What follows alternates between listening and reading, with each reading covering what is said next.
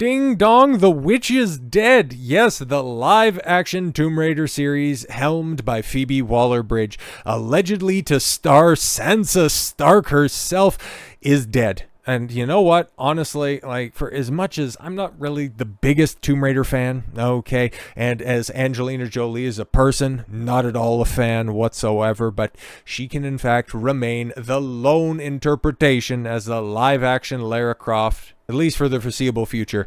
And no, I totally discount, like the rest of the world, that one movie in the late 2010s that came around that bore the name Tomb Raider, but nobody can even recall. Remember, that was the thing for a sec. That's right, nobody can. But Tomb Raider fans, oh my god, you guys have been long suffering.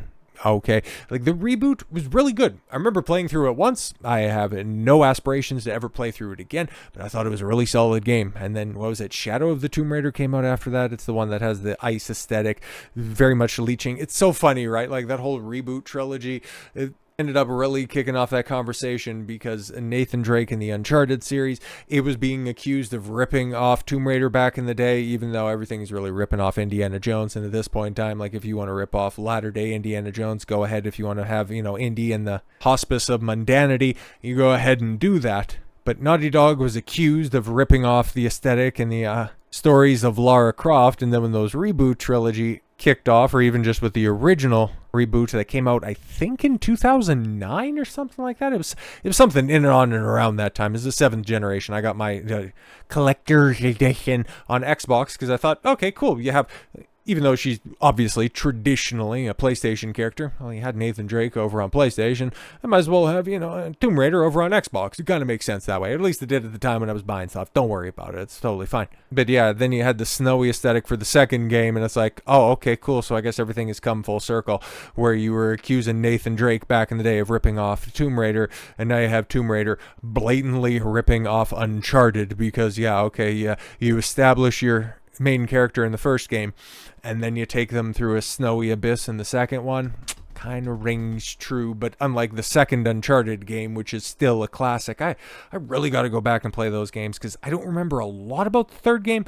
I remember an uncomfortable amount of 4 because that might be the first game that really sent me down the path of going, wow, modern games kind of suck. This is not what I like moving forward. Stupid Neil Druckmann. God, he's probably killed more enthusiasm for the gaming industry than any one creative. But that's another topic for another time. We're talking about Phoebe Waller-Bridge and her inability to do anything with $100 million.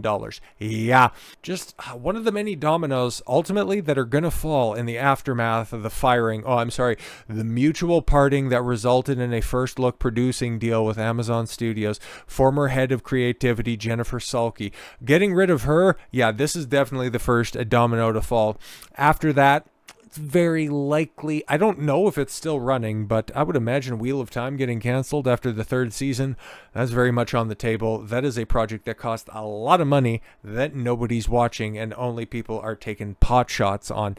And then, of course, the big one that's out there, the billion-dollar blunder that is Rings of Power with its multiple-year time jump. And, oh yeah, we have 50 hours of content planned. Oh, don't worry, guys. It's going to be fantastic. And then when Season 3 rolls around and you get another 60% drop off from an already dilapidated fan base, I'd imagine that's going to be another thing that gets the big old axe as well, which I'm very grateful for. Okay, I might not be a big Tomb Raider fan, but I'm a big Tolkien fan, which also really shouldn't play into whether or not Rings of Power gets canceled. But I digress. Phoebe Waller-Bridge getting separated from the Tomb Raider series. This is about the best news that you could get involving Lara Croft in today's day and age. So yes, just 1 week after reports hit that the internet claiming that Amazon's Tomb Raider, a live-action TV series, didn't yet have a script after 6 years and tens of millions of dollars. Yeah, it's so funny, right? Because I did a video on that, and I'm pretty sure Jennifer Salke got brought into that conversation, and lo and behold, here we are, being spent on its development. A new report claims that with Phoebe Waller-Bridge penned series is, as one source put it, simply dead. Yeah, no, exactly. And it really does Like, it draws a lot of parallels to what Disney has on their hands with the Blade movie. The Blade movie that is very much dead for all intents and purposes. It's not a part of the new augmented lineup for Phase 6, which is arbitrarily starting off. Get this one. Fantastic Four is going to be kicking off Phase 6, even though it would have made a lot more sense if they would have kicked off Phase 4, but now we're just rewriting history at this point in time. No. First Steps is going to be the first piece of content in the Marvel Cinematic Universe for Phase 6. And then the second is going to be an Avengers movie. What? Make that one make sense. But okay, cool. And the way Phase 5 caps off is actually not with Thunderbolts, okay, you have your big team up at the end of it.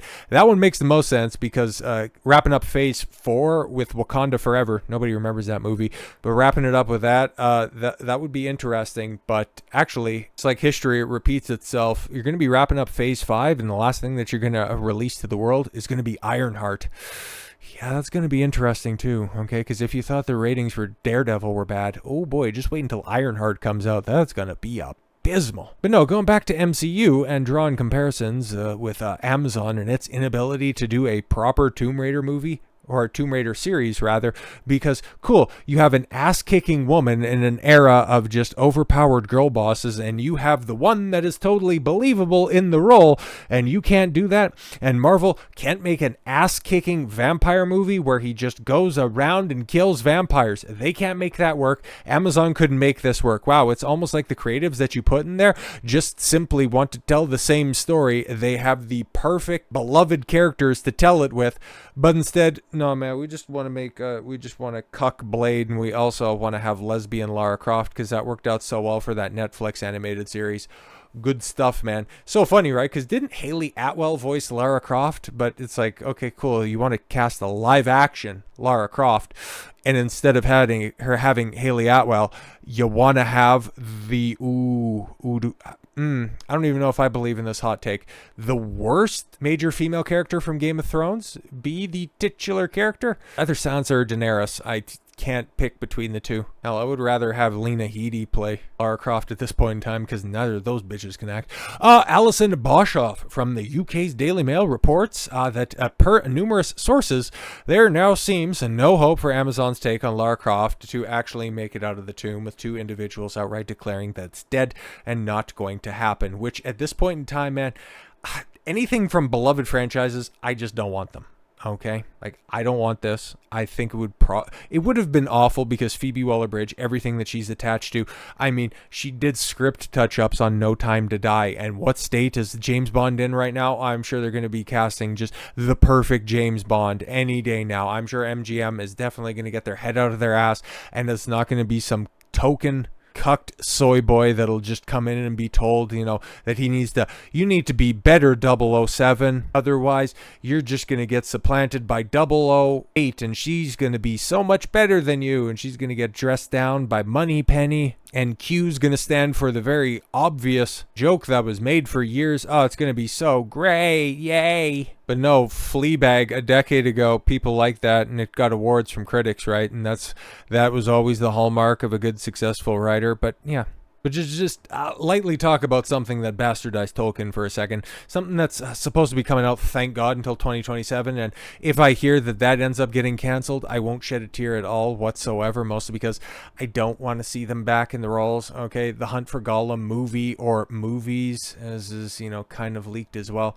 I don't want that at all whatsoever, man, because I don't want to see an ancient-ass Viggo Mortensen play a digitally de-aged Aragorn, okay? Or I guess he'd be more Strider at that point in time, which, yeah, that's going to suck. And much as I want more Thranduil, as I just recently watched the Hobbit movies again, it's like, yeah, he's really good, but it's just not going to be great because they're probably going to have Tariel in there, and it's like, she's so stupid. It's just, and then whatever they're going to do with Legolas, because he was abhorrent in the Hobbit movies. Like, just why was he a dink? Like, that made no sense at all whatsoever. And then you're just going to have Gandalf being a bumbling idiot, and like Marvel, you're going to drag in the old decrepit Ian McKellen, who I love so very much. Gandalf and Magneto are perfect just the way that they are. But no, you also have a very high likelihood and a very high probability of destroying the Lord of the Rings right there, or severely hampering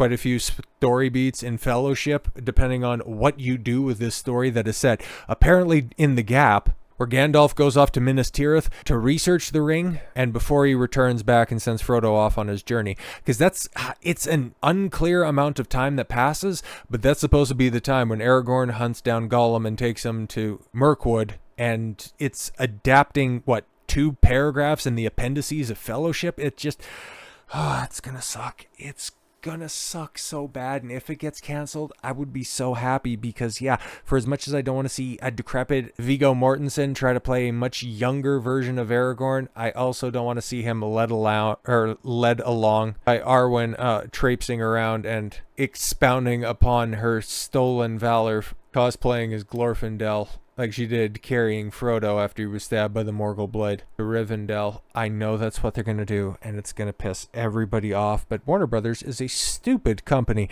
but not as stupid as Amazon, because as bad as those potential lore breaks and stupidity could be, like the Hobbit movies I like them. I like them probably more than their good films, but Rings of Power, there's nothing to like there at all whatsoever. So the sooner Amazon gets rid of that vanity project, and if they keep it 10 toes down on keeping Phoebe Waller-Bridge away from Amazon, that would be better, because Prime Video strategy moving forward is apparently from 26 onwards, it could be 26 or 27. They want to release 12 to 14 movies in the theaters every year. They just want to blow the doors open on adaptations and IP mining from here to eternity. So there's going to be another attempt at Tomb Raider. Okay, I just hope that they put competent people there, but taking a look at the landscape of Hollywood in general, nobody with any sort of talent gets handed the head writing gig. I can't point to a single example of somebody who is shown to be able to tell a complete story. Because you could have said, hey man, the first season of Arcane is fantastic. Shame about that second season. First season of House of the Dragon, fantastic. Bit of a step off for season 2. Who knows what the fuck is on tap for season 3. But I bet, hey man, the Duncan Egg stories coming out later this year, they're going to be good, right?